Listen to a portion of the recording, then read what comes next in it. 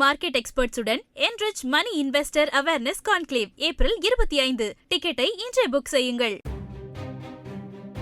ஈரோடு மாவட்டம் பவானிசாகர் தொகுதி மலைப்பகுதிகளுக்கு வாக்குப்பதிவு இயந்திரங்கள் கொண்டு செல்வதில் நெரிசலை தவிர்க்க திம்பம் மலைப்பாதையில் கனரக வாகனங்களுக்கு 3 நாட்கள் தடை விதிக்கப்பட்டுள்ளது. ஈரோடு மாவட்ட ஆட்சியர் பிறப்பித்திருக்கும் இந்த உத்தரவு தேர்தல் பணிகள் தடையின்றி நடப்பதை உறுதி செய்ய இன்று முதல் அமலுக்கு வந்துள்ளது.